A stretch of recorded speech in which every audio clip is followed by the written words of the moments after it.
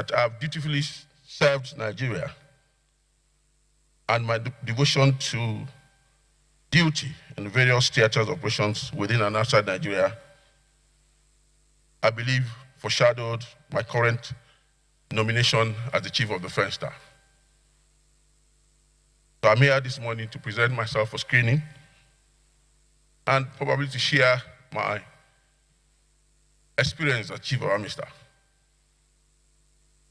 Well, I can tell this hallowed chamber that my experience as Chief of Army Staff was actually very challenging but rewarding. Challenging in the sense that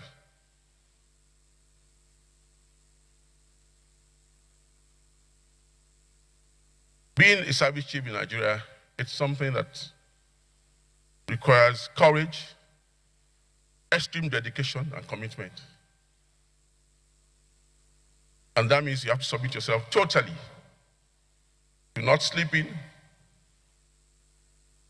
to not having any time of yours, and doing everything under duress to make Nigeria safer.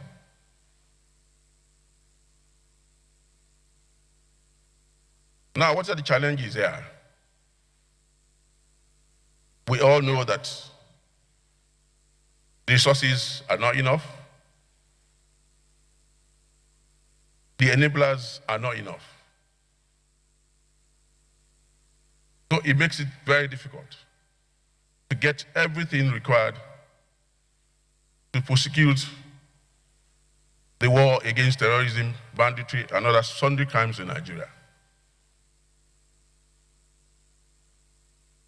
Well, I believe with this hallowed chamber having to support me, things can be better. And it's important for us to know that for Nigeria to move forward, it's imperative that we develop our own local military-industrial complex, because we can't keep on buying equipment from outside, because these things are extremely expensive. So it's incumbent on the country to develop its own capacity to produce the required equipment to prosecute wars and checkmate challenges facing all of us. And apart from this, we all know that we are dealing with every kind of warfare these days, which includes cyber crimes, cyber warfare, cyber attacks, and all in that light. And it's important for us as a country to checkmate the kind of misinformation that's out there. Because if this is not checkmated and on time, I think our challenges will be far from over.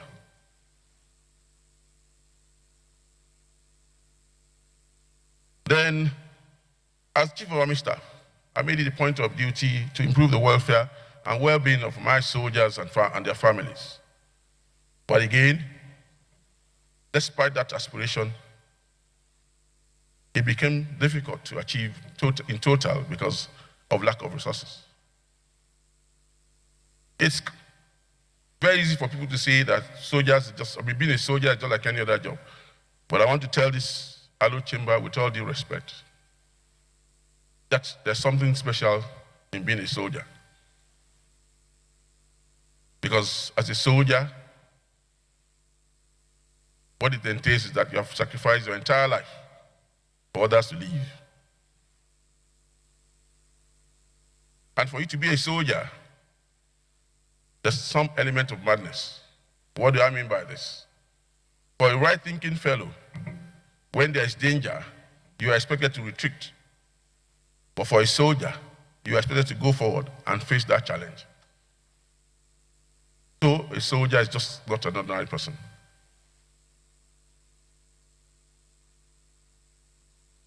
So it's important for us to look at soldiers the way they are looked at in other climes, giving their due respect, provided for, and maybe things will be better for us. Then added to this is the need for us to improve maybe probably restructure the police force, because most of the job that is being done by the army as we speak actually lies within the purview of the police.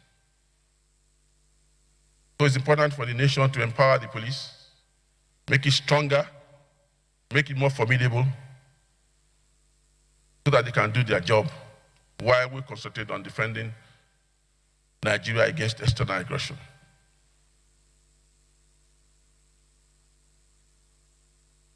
So when you aggregate all these points that I made, then I can tell you that my tenure as Chief of Army Staff has been quite challenging.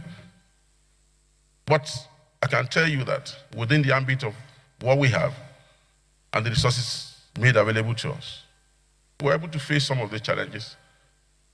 And I believe that things have improved tremendously, but we can do better.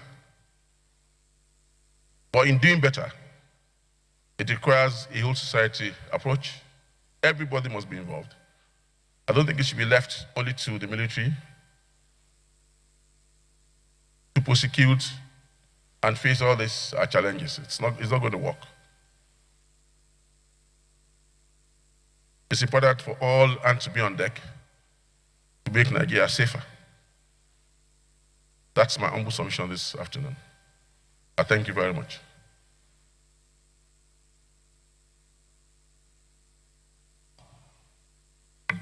Career, I have held various appointments cutting across staff, instructional, and command appointments. I have served in various Nigerian Navy ships as a young officer. I also held the appointment of gunnery officer of Nigerian Navy ship Ohue. I was also an instructor at the Above Water Warfare School, where I specialized. And after that, I had the privilege of going back to my alma mater as the commanding officer of Bomber Battalion, Nigerian Defense Academy, where I played a pivotal role in shaping the next generation of Nigerian military officers, who coincidentally are holding the ranks of lieutenant colonels today, most of them. I was also at JOS, Operation Safe Haven, as a sector commander, doubling also as the contingent, Nigerian Navy contingent commander. Thereafter, I had the privilege of also holding another command appointment at NIMASA, that's the Maritime and Safety Agency, as the Maritime Guard Commander, and my work there was to assist NIMASA in the enforcement of their rules and regulations, particularly helping in the arrest of erring vessels. Also, thereafter, I was appointed the task group commander of a task force which was purposely put in place to combat the menace of piracy, which was becoming a serious issue, particularly around the Bonny axis of our